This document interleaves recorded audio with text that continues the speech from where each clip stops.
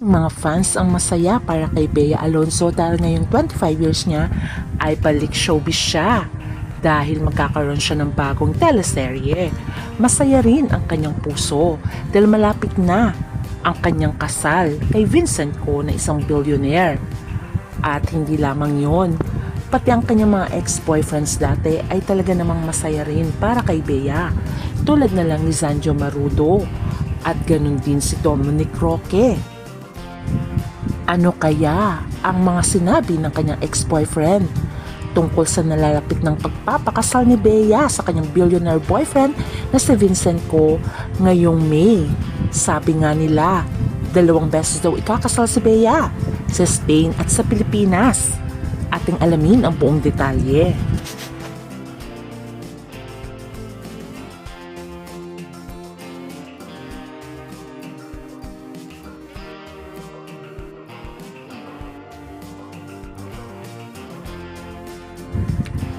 Alam naman natin na isa si Bea Alonzo sa pinakasikat sa mundo ng showbiz. Marami na itong napatunayan, mapapelikula, commercials at mga teleseryes. Talaga naman lahat ito ay tinangkilik ng masa. Kaya maraming naging masaya dahil nagkaroon siya ng boyfriend na talaga namang mauuwi na rin sa totohanan. At ganun din naman ang wish ng kanyang ka-love team na si John Lloyd Cruz ang the best for Bea. At masaya si John Lloyd sa balitang magpapakasal na ito ngayong May sa kanyang boyfriend. At alam naman natin masaya na rin si John Lloyd sa piling ng kanyang girlfriend na si Isabel Santos. At okay din naman si Bea kay Isabel na in-invite pa nga nila si Bea na kumain sa bahay ni John Lloyd kasama ang boyfriend nitong si Vincent Ko. Kaya naman marami ring nakakamiss sa tambalang Bea at John Lloyd. Pero alam din natin na after ginawa ni Bea ang Widow's War ay naglaylo ito pansamantala sa mundo ng showbiz dahil nag-focus siya bilang entrepreneur sa kanyang brand na Bash. At hindi lamang yun, nag-focus siya sa kanyang love life at sa kanyang boyfriend na walang iba kundi si Vincent Ko. Masaya si Bea dahil alam naman natin na ilang beses na rin nag-fail ang kanyang relationship dati. Kaya naman, pinanatili ni Bea na magkaroon ng private life at private ang kanyang love life. Dahil alam naman natin private na tao rin itong si Vincent Ko. Until nakita nga sila sa mga showbiz gatherings kasama ang mga kaibigan ni Bea. Ilang beses din nakita si Bea sa mga company gatherings ni na Vincent Ko, especially sa Pure Gold kung saan may mga events. At alam naman din natin natanggap din si Bea ng pamilya ni Vincent Ko. Makikita nga sa larawang ito na kasama pa nga nila na habang kumakain ang mommy ni Vincent na si Susan Ko. Maraming naging masaya sa love life ni Bea at pinagpipray ng mga fans na sana si Vincent Ko na nga ang forever ni Bea. Wala rin problema sa pamilya ni Bea dahil tanggap ng pamilya ni Bea si Vincent Ko. Makikita nga dito sa birthday ni Mami Mary Ann, nandyan pa nga si Vincent Ko habang sineselebrate ni Mami Mary Ann ang kanyang birthday.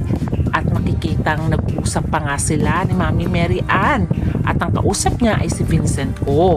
O di ba naman napaka-sweet habang sila ay kumakain.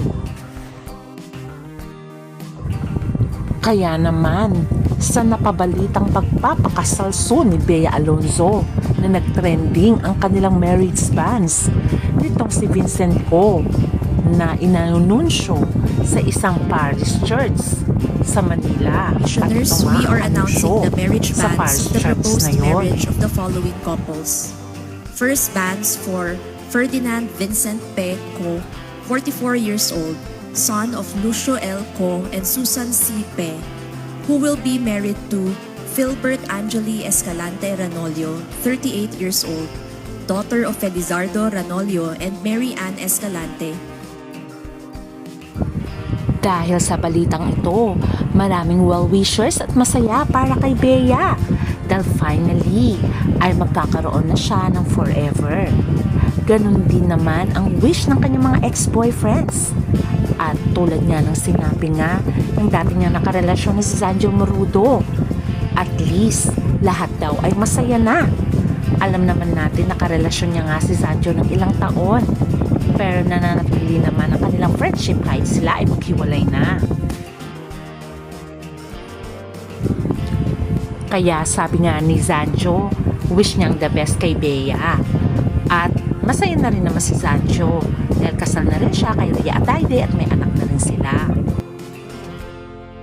Sabi nga nila, buti hindi natuloy ang pagpapakasal ni Bea kay Dominic Roque. Buti na lang si Dominic daw nakipaghiwalay kay Bea dahil kung nagkataon ay hindi niya makikilala si Vincent Ho at hindi magiging sila ni Vincent Ho.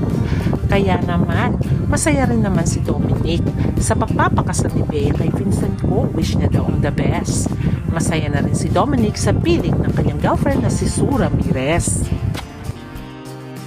Sabi nga ng mga netizens, deserve naman talaga ni Bea ang maging masaya dahil napakabuti ng puso nito, mabait sa magulang at mabait sa mga kaibigan. At the same time may charity din itong si Bea, kaya deserve niya talaga ang magkaroon na ng forever at matagpuan ang Mr. Right sa piling ni Vincent Ho, na kahit mayaman din tong si Vincent Ho ay napakabuti rin ng puso dahil very down to earth ayon sa mga nakakakilala sa kanya. Kaya bagay ang dalawa, both billionaire in their own way. Kaya wish nila ang the best sa nalalapit nilang pagpapakasal, which is ngayong May na. Dita, 2 beses daw magpapakasal si Bea at Vincent Ho. Una ay sa Spain kung saan memorable ang Spain sa kanilang dalawa. At ang susunod ay sa Pilipinas kung saan invited ang kanilang pamilya at closest friends. At sabi nga nila, sana nga daw ay i-share din ni Bea ang kanilang kasal sa social media dahil alam naman natin maraming magiging masayang fans pag nakitang ihaharap na ni Vincent Ho si Bea sa dambana. For sure, marami nang excited. Kaya abangan na lang natin ang susunod na kabanata. Please don't forget to like, share, and subscribe. Bye!